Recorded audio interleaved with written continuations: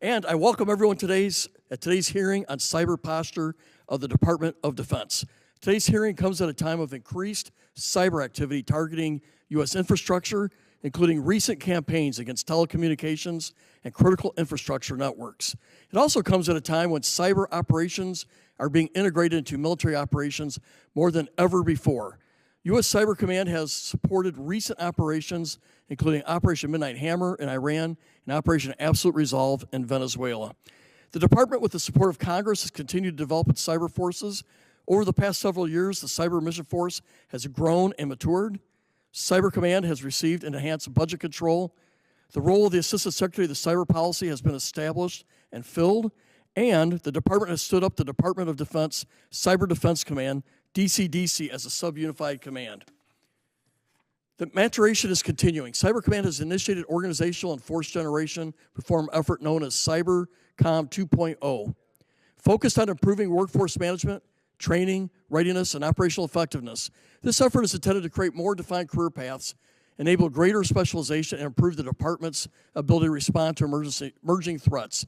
We look forward to hearing about how these efforts are improving department cyber posture and where challenges remain. We are joined today by Ms. Katherine Sutton, the Assistant Secretary of Defense for Cyber Policy and Principal Cyber Advisor to the Secretary of Defense. Prior to her appointment, she served at Cyber Command and on the staff of both the House and Senate Armed Services Committees. Ms. Sutton, thank you for being here. We are also joined by General Joshua Rudd, who was sworn in as the Commander of U.S. Cyber Command and Director of the National Security Agency in March. General Rudd, thank you for joining us. Do you want us to? We'll just go ahead, okay. So what we're going to do is just going to yield directly to the testimony. So with that, we yield to Ms. Sutton, and then we'll go to General Rudd. Chairman Bacon and distinguished members of this committee, thank you for the opportunity to testify here today. I'm honored to be here with General Rudd, whose immense experience, especially in the Indo-Pacific region, will prove invaluable as we posture to implement the National Defense Strategy.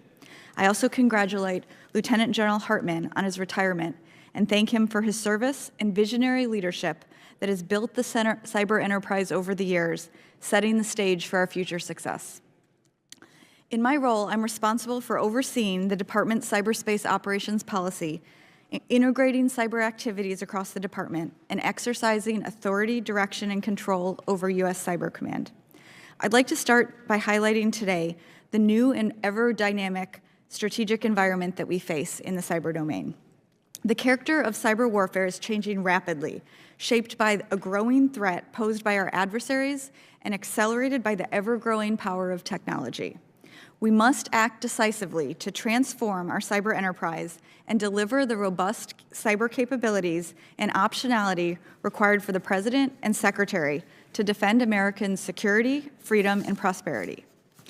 One major change that we're seeing is that our cyber actors are no longer just conducting espionage. They are preparing for conflict. Our adversaries have moved beyond theft and are pre-positioning disruptive capabilities inside our nation's critical infrastructure. This strategic shift from exploitation to effects aims to disrupt military deployments and sow chaos in crisis or conflict. Cyber threat actors like Volt Typhoon are not just a nuisance, they represent a significant and persistent threat to our national security. Second large change is artificial intelligence has become a powerful force multiplier, increasing the speed, scale, and sophistication of these threats. AI accelerates the entire attack lifestyle, creating a new dynamic where the pace of attacks challenges our ability to react and the scale overwhelms our ability to defend. Rapid innovation has also lowered the barrier for entry for advanced cyber capabilities, blurring the lines between nation-states and other malicious actors. Our adversaries are operationalizing AI to outcompete us, and we must move urgently to put these same tools in the hands of our warfighters. Given these realities, a purely defensive posture is no longer sufficient. To implement the 2026 National Defense Strategy's vision of achieving peace through strength, we must pivot our approach. That pivot is guided by three core priorities. The first is that we must integrate cyber across all domains of warfare. Cyber is the connective tissue of modern warfare. We will integrate cyber capabilities across every warfighting domain to provide the President and Secretary with a full range of options to deter conflict and ensure the joint force has every advantage. Second, we must gain strategic advantage below the level of armed conflict. We will deny our adversaries freedom of movement. This means not only building a resilient defense, but also empowering our world-class cyber operators to work across the full spectrum of cyber operations. Our adversaries must be deterred in cyberspace, and we must reevaluate our approach to contesting the growing aggression in cyberspace that threatens U.S. interests, our national security, and our ways of life. Third priority is that our force must organize to dominate. Our strategies are only effective as the force that executes them. Through the Cyber Command 2.0 initiative, we are undertaking the most comprehensive transformation of our cyber force since its inception. This evolution transcends legacy structures to elevate our operational readiness, scale our technical advantage, and propel our force to meet the demands of modern conflict. We are forging a more lethal, agile, and specialized force based on domain mastery to ensure that we have the world's most talented operators to dominate in this domain. To achieve these priorities, we are leveraging the engine of American industry, harnessing the speed and innovation of the private sector to protect the cyber domain that powers our national security, our economic prosperity, and the American way of life. My office is leading the development of a Department of War cyber strategy to implement this pivot, and I look forward to sharing with the committee when complete. Let there be no doubt, the Department of War's commitment to the defense of this nation is absolute. We have a solemn duty to ensure our joint force is equipped to dominate across the spectrum of conflict and within the highly contested cyber domain. The support of this committee is fundamental to our mission success. Thank you, and I look forward to our questions here today. Thank you, Ms. Sutton. Joe Rudd, you recognized. Chairman Bacon, Ranking Member Khanna, and distinguished members of the subcommittee, thank you for the opportunity to testify before you today. It's my distinct honor to testify beside Honorable Katie Sutton, Assistant Secretary of War for Cyber Policy. I'm honored to represent the soldiers, sailors, airmen, Marines, Guardians, Coast Guardsmen, and civilians who defend our networks and deliver effects that matter every day. I want to thank this committee for your continued support for our critical mission at U.S. Cyber Command. I, too, want to thank and recognize Lieutenant General Joe Hartman, his wife, Katherine, and their service for over 3 decades to this nation and an incredible contribution to Cyber Command and the National Security Agency. Cybercom's mission is threefold: defend the homeland, defend the Department of War's information networks, and support the joint force. In executing these missions, we maintain a formidable partnership with the National Security Agency. NSA's roles, responsibilities, and capabilities complement Cybercom's, creating a unity of effort that strengthens our common defense. Since taking command, I've emphasized 4 operating principles: speed, scale, innovation, and integration.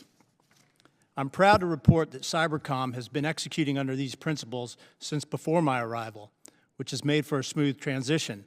The team at Fort Meade has set the conditions for success, allowing me to hit the ground running, and I'm excited about the future of Cyber Command.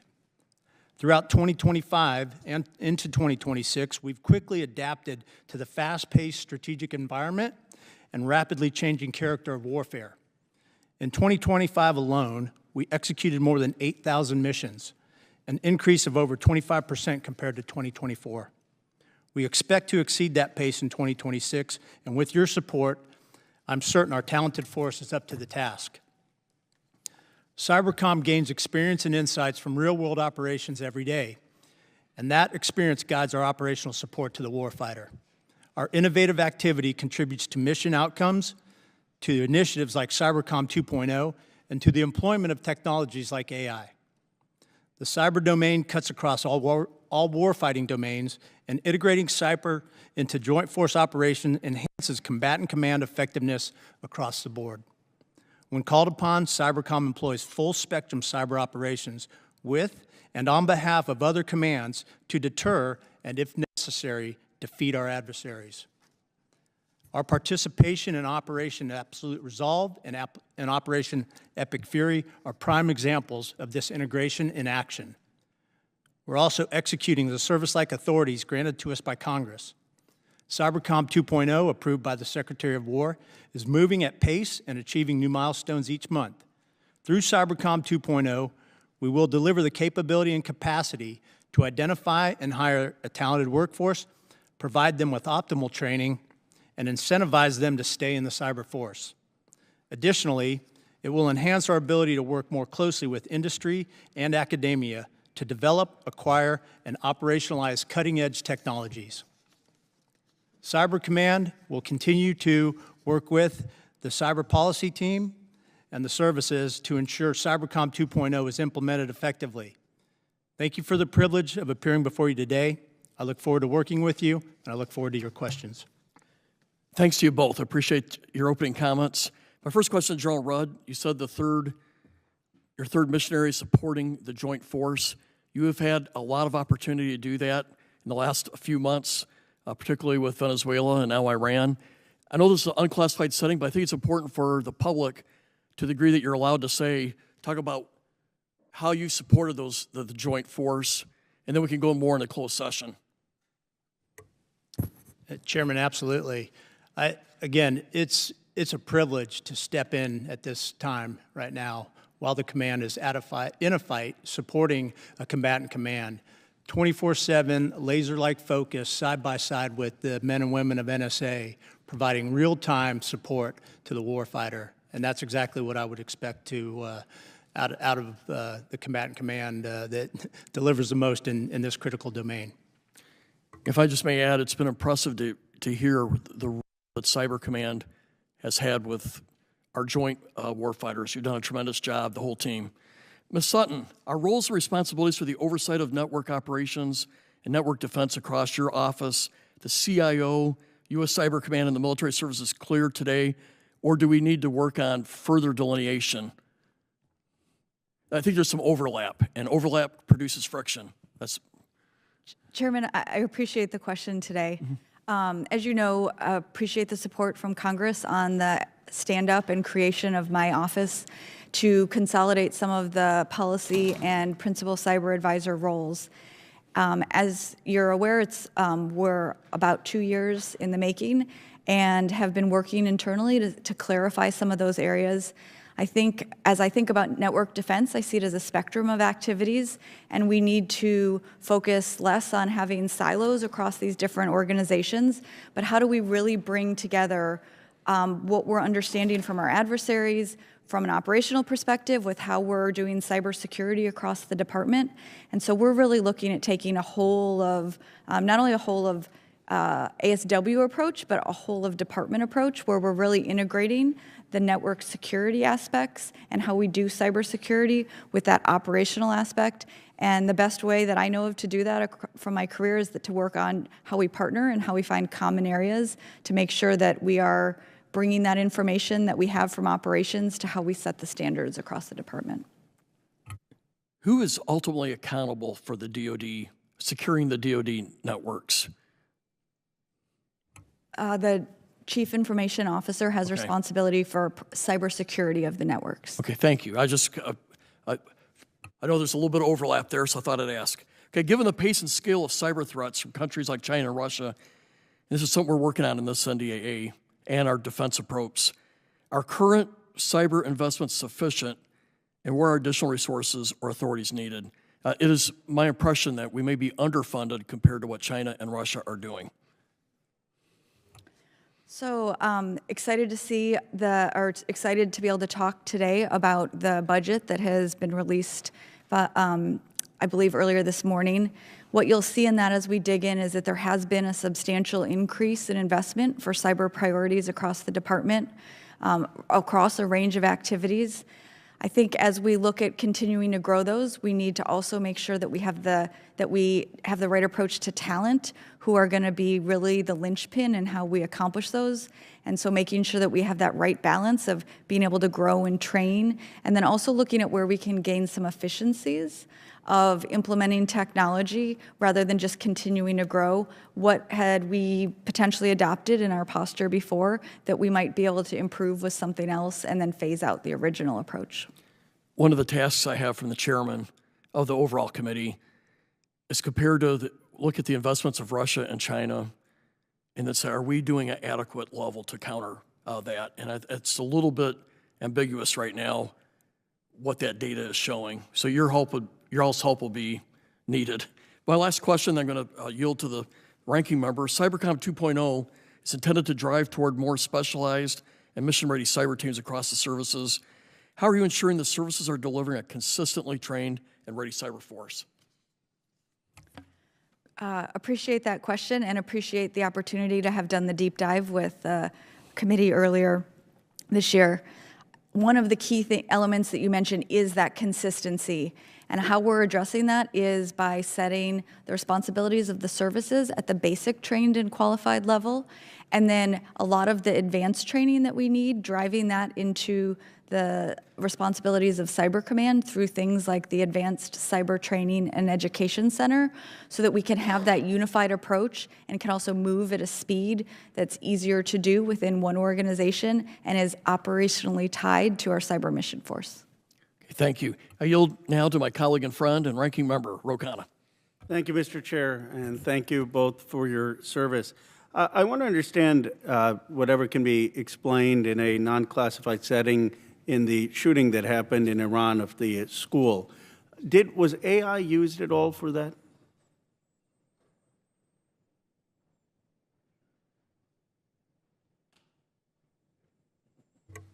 Ranking member, I don't know that I have any information related to that, and defer to Honorable Sutton on that.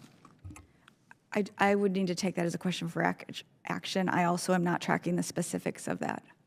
How would, though, a strike ordinarily like that take place? I mean, just in terms of targets in Iran. I mean, what is the role of the different intelligence agencies? How does the process work? So my roles and responsibilities are in the cyber domain, so unfortunately I don't have the details on the specifics of how the kinetic targeting was done. Would you know, General, of how it happens?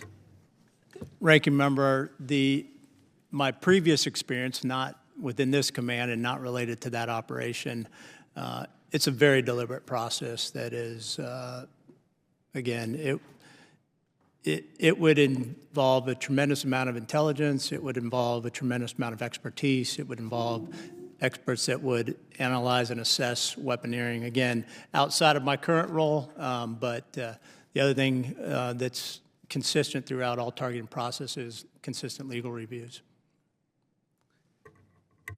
How do you think we deal, though, with AI and lethal autonomy? I mean, in terms of your general views.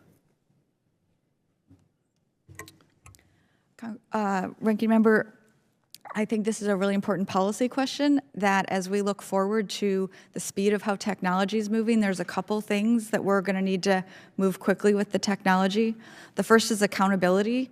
As we start looking at how AI gets integrated into different aspects of warfighting, really making sure we take the accountability that we've thought through from the kinetic domain and making sure that we're applying that to AI.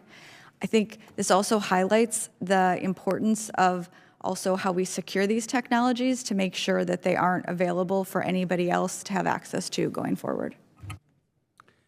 And we continue here that there's a shortage of qualified red team talent. Do you agree? And what can we do to address that? So I share your concern, and I would actually broaden your statement to say that there is a shortage of cyber talent. Red teaming is a specific element that I'm actually very personally familiar with. In my previous capacities have actually been responsible for red teaming. I think this is an area where we're seeing a lot of opportunity for AI use and how we can use AI from a red teaming perspective that we'll have to aggressively adopt going forward.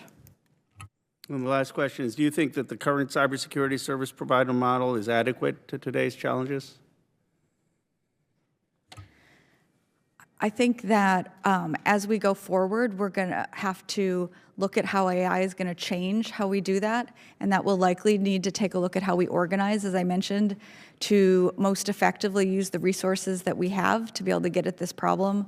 The scope and scale, as you know, of the Department of War Information Network is pretty extreme, and making sure we have the right team able to defend that quickly is going to be important, and that's something we'll be in partnership with the Chief Information Officer looking at very closely, particularly as we continue to stand up the DCDC sub-unified command.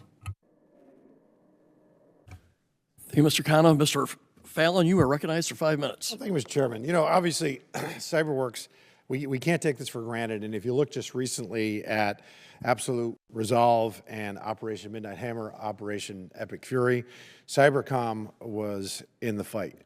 And one of the things that I wanted to mention too, and I would be remiss if I didn't, is this is a testament to the men and women of this command, and Secretary Sutton's office has been really instrumental, and congrats on that.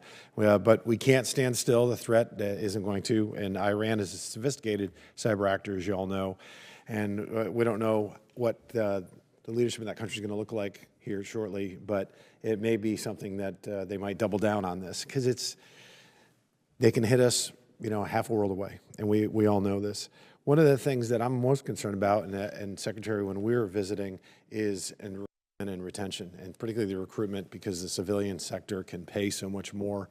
But much like our CIA, as we mentioned, that they can, the folks that want to serve do so because it's such a gratifying and significant contribution you can make to the Republic. And so is this, incidentally. So wanted to touch on, if you could, for the record, what's the rough breakdown between military or uniform members as opposed to civilian? Because I just want talented folks. And it might be easy for us to recruit talented folks that aren't in uniform, because they might just have a little bit, you know, longer hair, they might have some tats, whatever, I don't care. If they can hit those computer keys in a very adroit fashion, we need to recruit them and bring them in and keep them. Congressman, thanks for the question, and really appreciate our discussion last week. As you mentioned, this is a fundamental problem that we need to look at. And today, it varies by service, but it's approximately 80 to 90% uniformed within our cyber mission force. As we look at Cyber Command 2.0 going forward, one of the key pillars is how do we evaluate that balance so that, as you mentioned, we can bring in a wider pool of talent from civilians, from contractors, and then we also need to look at how we're going to leverage industry, because there is tremendous innovation and talent in industry, and we're going to have to figure out how we can leverage that through different mechanisms. So that is something that we are going to continue to focus on and need to be pretty aggressive going forward to make sure we have the talent that we need. I just aggressively recruit, and we also need to let these young people know that if you come and you serve for even 4 or 5 years, you don't have to go career and then go out into the civilian workforce. I think it's going to add tremendous value to their resumes. I think the ranking member, you know, in the previous life he led, could attest to that as well. Absolutely. One of the, I think, most compelling things to recruiting and retaining our force is our mission, and the things that we allow our really talented service members and civilians to do. One of the things we need to work harder at is allowing them to keep on keyboard and stay on mission. Mm-hmm. And then, as you mentioned, the experiences that they gain for that will be highly valuable, both in other roles in the government and in the private sector. So how do we leverage that throughout their life? And Secretary, you also mentioned that, the quote here, that the current force is insufficiently scaled for the threat environment. And then I see the administration's FY27 budget request for Cybercon really doesn't reflect that urgency or its sourcing. So what I want to ask is, what is the delta between Cybercom 2.0, you know, the needs to execute, and what the president's budget request provides? So one of the concepts of Cyber Command 2.0 is that instead of continuing to just grow the numbers of the force, to work on building the mastery of the force so that the capabilities of the people that we have are deeper and have that longer time on keyboard. And so that's really where we think we're going to get a lot of outsized impacts rather than just continuing to grow the level of the force that we have today. Thank you. General, thanks for your testimony today. I wanted to just visit real quick, if you could, in the time I have remaining, talk about timelines, because you were talking about new entities like the Cyber Talent Management Organization, and advanced cyber training and education. Love all these ideas, and even the Innovation Warfare Center. And you say that they're under construction and slated to be operational in the near term. Can you talk more about the specifics on the timeline?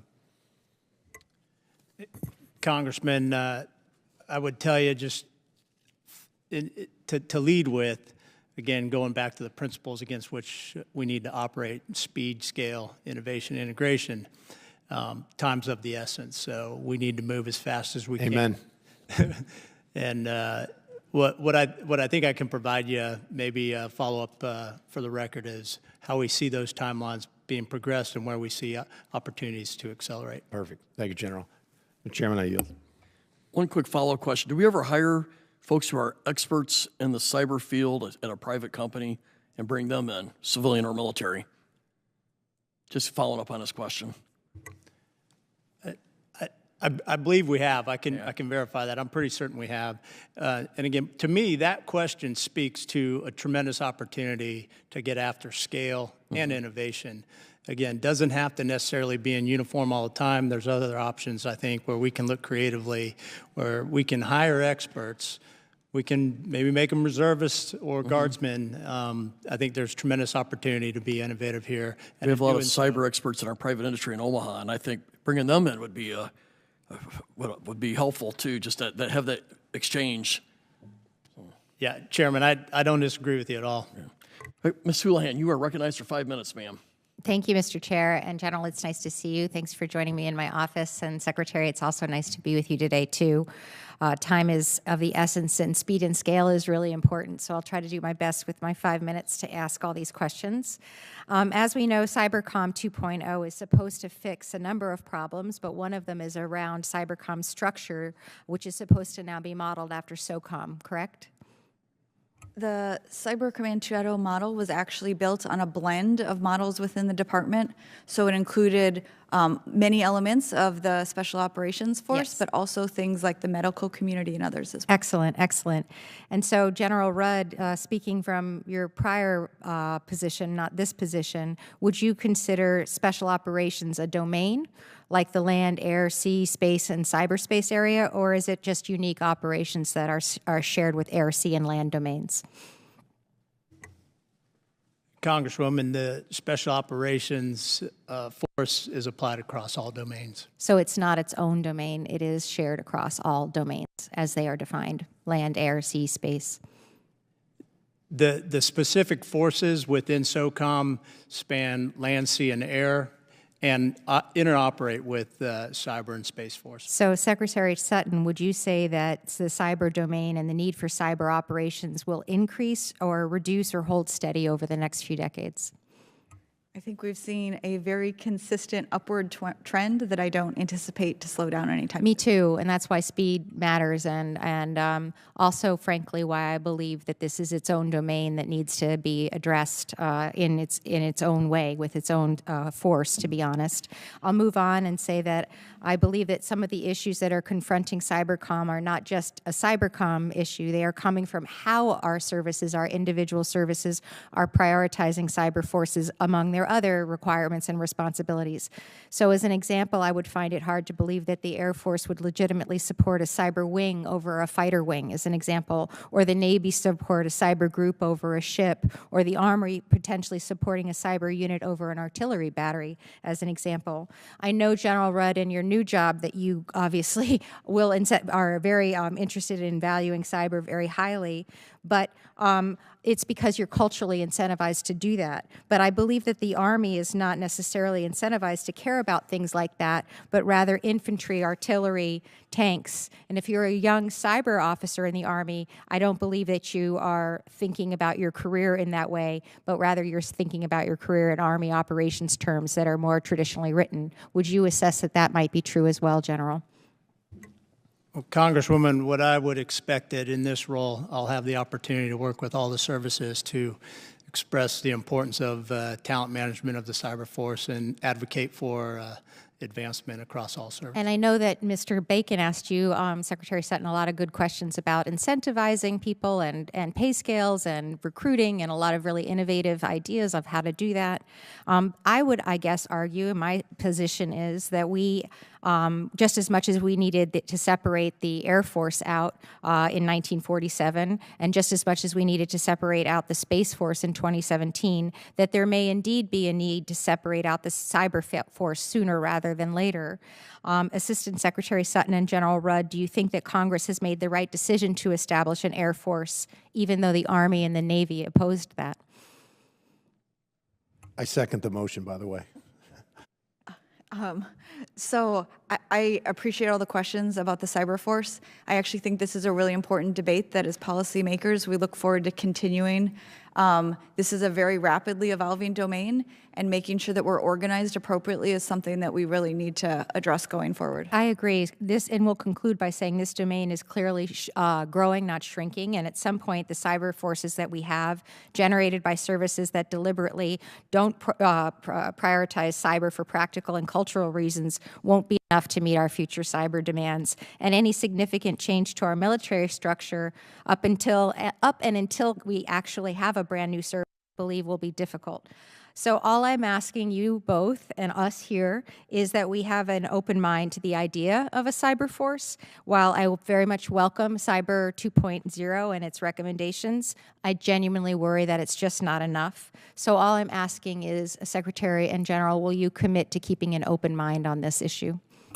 So yes, I also appreciate the opportunity that you highlighted to articulate that Cyber Command 2.0 and a cyber force aren't a competing interest. We need to focus on the talent management of our force, and then we need to look at the organizational structure.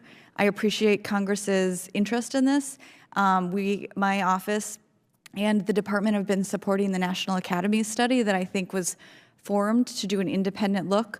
I've testified twice in front of that committee and look forward to their report this summer. Thank you, Secretary. I've run out of time. I also support a cyber academy as well. In general, just yes or no, do you keep an open mind on having an independent cyber force?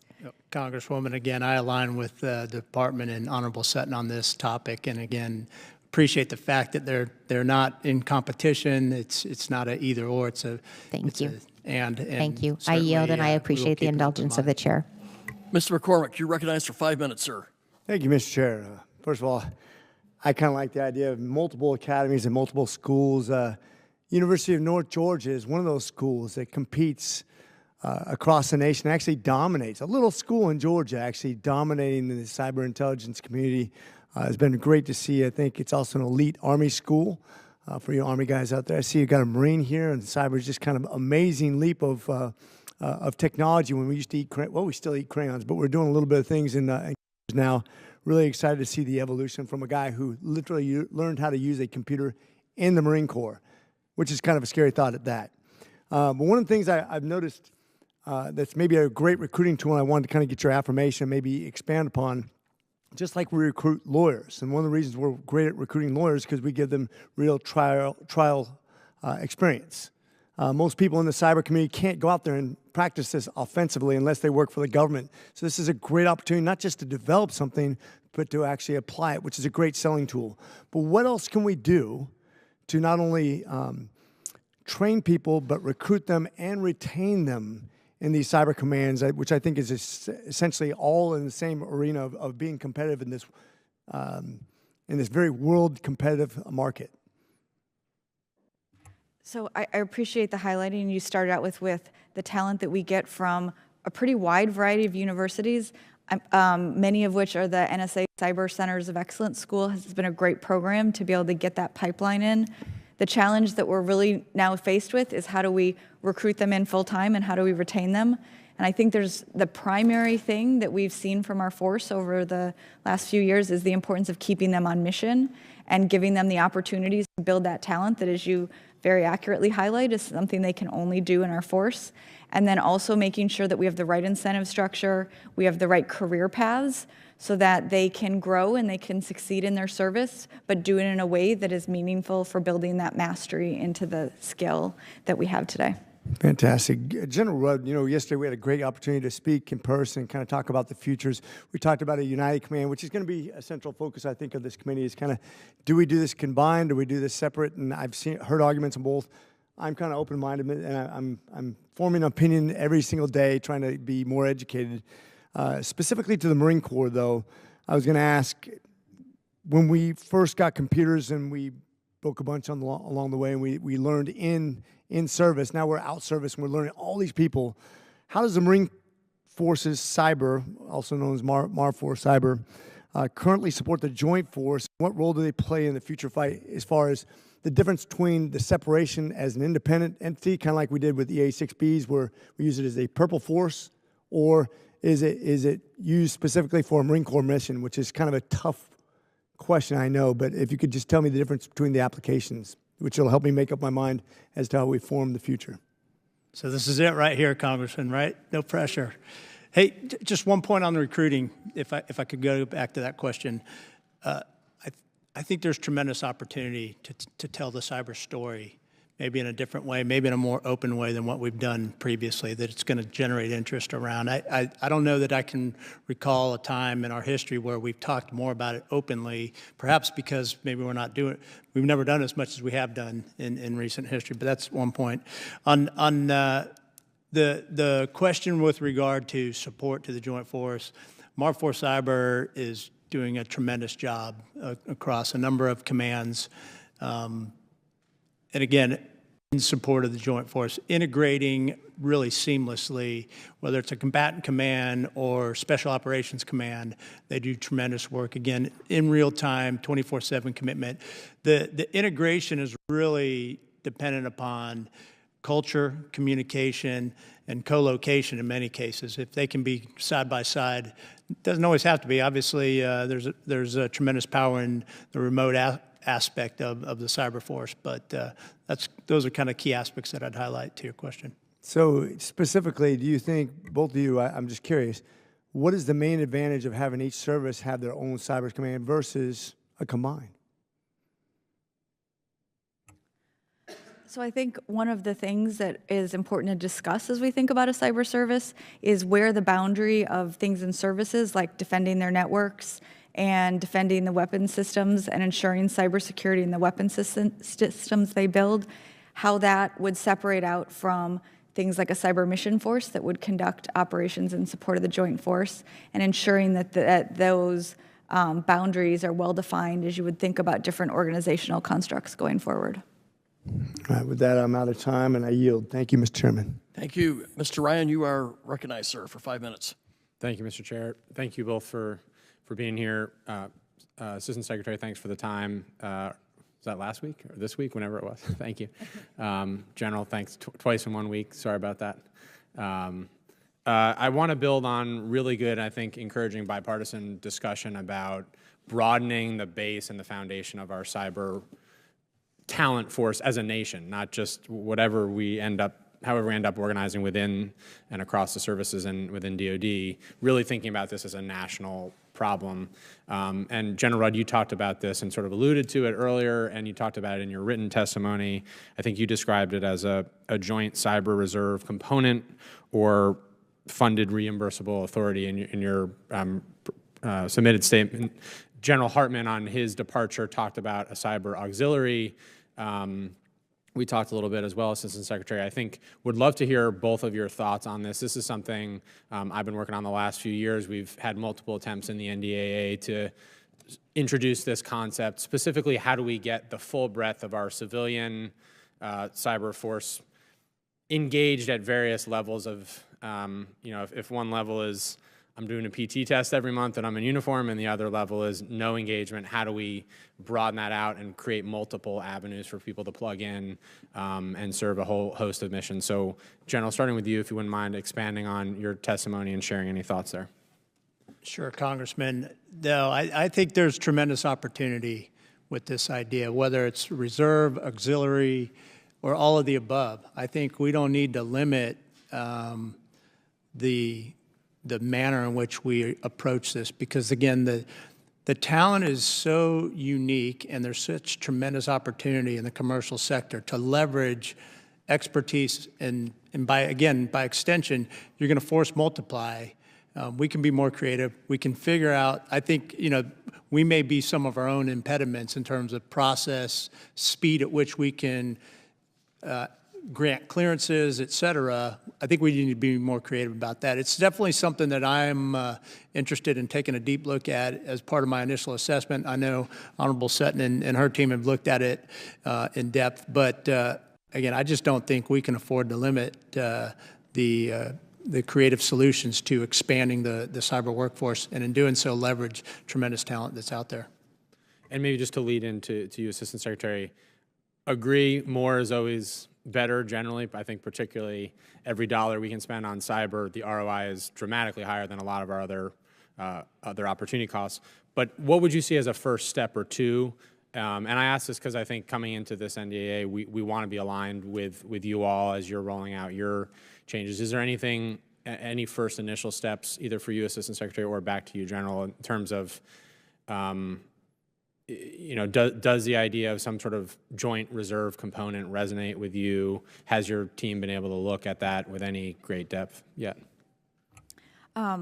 Thank you again for meeting last week. It really appreciate the discussion and the ability to talk through some of these topics in depth. As we mentioned, I completely concur with everything General Rudd said. I think this is not a place for us to limit ourselves. We have to open up the talent pool that we can recruit from, and I think there's different models to look at. One of the things that my team has been focused on over the last year, at the direction of this committee, was to look at the civilian reserve model. That study has been completed. I think there's a lot of really good recommendations that we need to start looking at what would the first steps would be to move forward with how we might implement pieces of that, and particularly how that can support also not just the Department of War, but the whole of government effort that's going to be a large-scale problem where civilians might have a really great tie into other areas as well. And we talked about this a little in my office. As a former local elected official, imagine major debilitating cyber attack of some kind on the nation. The ability at local government level to answer that is just very limited, and I think folks would naturally look towards some ability to extend the very unique high-end capabilities right now out across the nation. So that's part of the thinking here as well, to some degree, to provide capacity and expertise there. I only have a few seconds left. Anything you want to add, General Rudd, before I yield back? The only thing I'd add, Congressman, is that I think the same idea applies to National Guard as well. I mean, look at localized state protection in these domains, especially when you talk about critical infrastructure. Tremendous opportunity. Thank you, and I yield back, Mr. Chair. Thank you. Mr. Vindman, you are recognized for 5 minutes. Thank you, Chairman. Thank you to the witnesses. Thank you, Honorable Sutton, for your engagement today and also for your engagement prior to this. I think that's a good model for the relationship we should have in Congress. So are there any key policy, legal, or bureaucratic constraints limiting cybercom's ability or agility? And for example, in authorities, data sharing, or acquisition, and what specific statutory or policy changes are needed to make a more effective Cybercom 2.0? So thanks again for the meeting. I also agree that that's a great model to use going forward to make sure that we're in lockstep. I think as we dive into the implementation, and as General Rudd mentioned in his statement, every month we have outcomes that we're starting to deliver. We are going to start uncovering some of these statutory and policy hurdles, and that's the role of my office, is to identify those. If they're statutory, to bring them to the committee and let them know some of the challenges we're facing. If they're policy internal to the department, figuring out how we can fix those. And then I think as we think about, so that's from a talent perspective. And then as far as a technology perspective, one of the things as we think about AI and moving forward is that the technology is moving very quickly, much faster than we traditionally move as a policy perspective. And so making sure we're thinking about policies in the right way so that we can have all the authorities we need to use these in ways that allow us to have the advantage that we'll need going forward. Yeah, and especially as it relates to AI, and obviously there are some concerns and potential dangers that is important for us to have a dialogue on what the authorities are and what some of the constraints are to make sure we have the balance right. General Rudd, what are the biggest challenges in recruitment, retention, and proper utilization of the reserve and guard cyber talent? Well, Congressman, I think I owe you a little bit deeper study on that before I can give you a very definitive answer. But what I would expect is a little bit of what we're already discussing is competition for incentives with the commercial sector, but then also where do we have our own obstacles within our own process? Does it take too long to onboard somebody? Are the requirements, either medical or physical, antiquated and or don't apply? I'm not implying that we reduce standards, but what I am suggesting is maybe we just need to look at how we move quickly through barriers. If that is a competition and adds to the competition for talent, maybe it's something we need to relook. But I think I owe you a little bit deeper look on that before I can give you a better answer, Congressman. Yeah, I appreciate that, and I look forward to a deeper dive on that, and obviously thinking through also what standards ought to apply to the types of folks that we want to be our cyber warriors, I think is important as well. How would a joint cyber reserve component resolve underlying issues? I don't know if you've thought about that yet. Are there any statutory or funding challenges that require this committee's assistance in that regard? I suspect Honorable Sutton's put a little bit of thought to it, but I can tell you right now, just on the topic of reserves writ large, the funding goes through the services right now. So we're challenged at Cybercom to move quickly to leverage resources to activate reserve in a manner that would sometimes be late to need and or in competition. But I'll defer to Honorable Sutton. I think General Rudd has really hit the nail on the head here, that this is something we need to look at from a joint perspective and something with Cyber Command service-like authorities. We need to continually evaluate what those look like. Appreciate all the support from the committee on getting many of those authorities into law. As we start implementing those, for example, enhanced budget control, understanding where some of these lines need to settle out now that we have a couple years in the budget. As my role as Assistant Secretary and in my service secretary-like role, I think those are exactly the questions we need to ask is what is the structure in the department we would need to fund a joint reserve? Is that part of Cyber Command's service-like authorities? And how do we get after that pretty quickly? Because as General Rudd alluded, there's significant talent in our reserves, and I think that's a nut we just haven't fully cracked yet. Thank you. I yield back. Thank you. Mr. Whiteside, you are recognized for 5 minutes. Thank you, Mr. Chairman. Thank you both for your service. Cybercom and DOD generally have supported Ukraine against Russian hacking attempts, which has been effective at keeping Ukrainians with power and heat intermittently throughout the war with Russia. How is Cybercom using lessons learned from that conflict to support protection of our own infrastructure?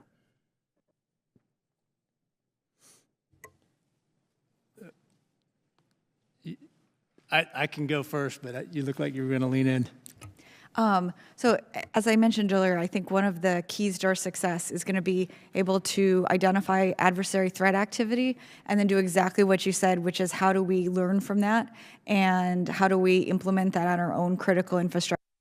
Bringing that offensive and defensive perspective is really important. And I think one of the key steps of how we're starting to get after that and going to need to continue to accelerate is the elevation of the subordinate DC Defense Command under Cyber Command. So we have the offensive Cyber National Mission Force. Now we have the defensive all under one commander who might be sitting next to me. And so I think there's a lot of opportunity to take those lessons learned from where we've seen adversarial activity and really make sure we're quickly operationalizing it from a defensive perspective. And Congressman, I'll build on that. It even starts further left with the unique relationship with the NSA and the insights that we gain through intelligence that then inform the techniques and the locations, and then to Honorable Sutton's point, moving through with the expertise of Cybercom then in coordination and then distributed to the DCDC for the defensive activities that need to take place across the network. That is an example of where a multifaceted command structure under one authority, well, different authorities, but one person, enables speed and agility to put ourselves in a better position to defend our critical infrastructure. Thank you, General. General, I was glad to see your testimony emphasize the workforce development efforts you're making to build your team in this rapidly evolving threat environment and the emphasis on building partnerships with other agencies, academia, and industry.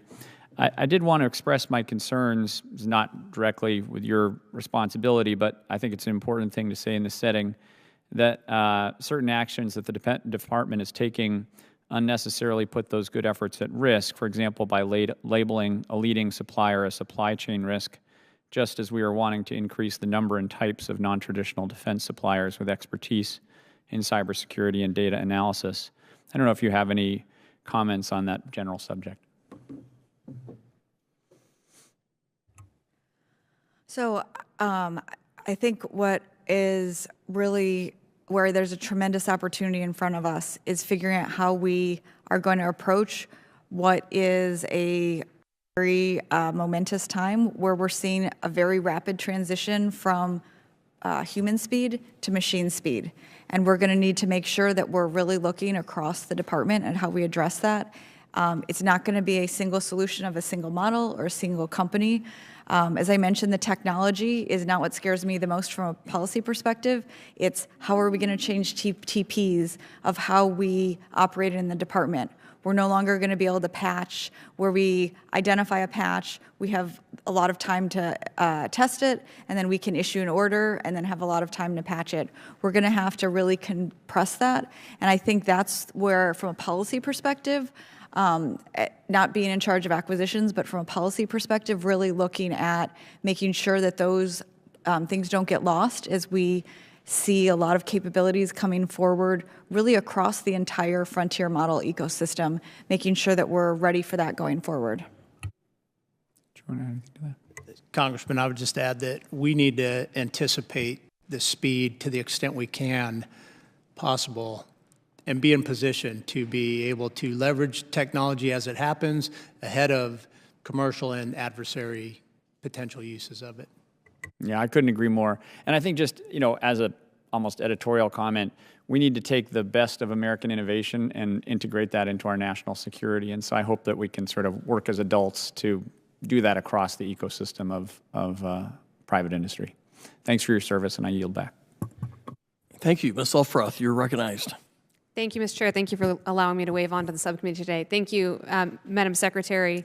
I appreciate your career-long focus on this issue. I was a little bit disappointed to see in the National Defense Strategy just kind of a handful of references to cyber.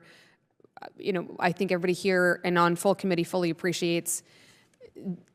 General, you said how Cyber Command enhances combatant command effectiveness. I mean, I think I agree with you, and I think we wouldn't be essential. It's so essential we wouldn't be successful. I think it's that critical at this point in this era of warfare. But I'm concerned by the lack of stress in the National Defense Strategy. But I'm curious. You mentioned soon to be coming out with the new cybercom strategy. What is the timeline for that, and are you going to get that to us as soon as possible? Absolutely. So one of the primary goals of the Department of War cyber strategy that we're working on is to take sort of those higher level guidelines and really get specific about what that means in cyber. So there's a few things just to sort of broaden where we're looking at. Obviously the National Security Strategy and the National Defense Strategy, but the recently released Cyber Strategy for America is also an area that provides pretty consistent guidance of where we need to go. We're taking all of those and really making it an integrated approach that's going to be a very bold transformation of how we think about cyberspace. We're working it very quickly. The anticipation would be to have that completed this summer so that we can move out on implementation. And absolutely, we will be happy to not only provide with the committee, but come and have any discussions or go through any questions that you might want. I appreciate that. I hope I do get invited back, Mr. Chair, for that important discussion. I do want to briefly touch the last time I waved onto this committee. It was kind of peak DOJ and significant rifts particularly on the civilian side. Can you give us an update on, I believe, I don't want to say a number here in an open session, but were the proposed reductions in force actually executed on? So I would need to take that as a question for the record. I think largely most of that happened before I came in as Assistant Secretary. Okay, I appreciate that. General, so excited to have you. Welcome to the committee. Welcome to Maryland. Welcome to Fort Meade. It's exciting to have a combatant commander here and ready to take Cyber Command to the next level. I do, as this is such a healthy discussion about 16 years into this cybercom exercise, what we've done well, what we can do better, how other countries are kicking our butts a little bit here and there. I also think as we're talking about, thankfully, how essential cybercom is, I'm not seeing that necessarily, and for Secretary Sutton, I'm not necessarily seeing that in how we are resourcing all of our installations that are essential to cybercom. Representing the defense line of Fort Meade, a lot of money has gone onto the NSA side, which is wonderful. Garrison side needs, I think, some greater support, particularly because it does support the incredible work on the NSA side. And I'm not seeing, as essential as cyber is, I would like to see DOD investment a little more in all of the whole of the installation. So I guess my question is, despite its operational, it's not even significance, critical nature, Fort Meade is not formally designated or resourced as a traditional power projection platform. I'd like your thoughts on that because I think we can do better. I will admit I'm not familiar with what it takes to get that designation, so would like to take that for the record, but share your sentiment, I believe, which is if we're going to build the world's most talented cyber force, we need to have facilities that they can operate in that meet those needs and where we aren't putting artificial burdens up with their facilities or their ability to do come to work and do what they need. And to be clear, we've made tremendous investment in the infrastructure of Fort Meade on both sides, Garrison side and NSA side. I just think there's, as considering how it's expanded, General, you're speaking about all the operations, percent increase over the years. I think we just need to have a different kind of focus in our MILCON on the support of this essential operation. General, I only have a couple seconds left. Have you any thoughts here? Congresswoman, you're not going to get anything except tremendous support and agreement on doing everything we can to put our facilities in a position that offer world-class support to world-class cyber operators, warriors, and more importantly, their families. I appreciate that. A couple of seconds left. Last year, while you weren't here, we did talk about the emphasis needed on mental health support for our cyber warriors. They're dealing with a unique pressure, and I just want to make sure that we're doing everything we can. Perhaps we can talk about it more in closed session, but it's something I hope you both are taking very seriously, and we can continue to build out the support system necessary for our cyber warriors. Thank you, Mr. Chair.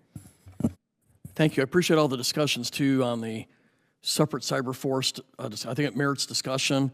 I, for one, am a little bit skeptical, just to say, my concerns are, I think it would just add more general officers, more administrative costs.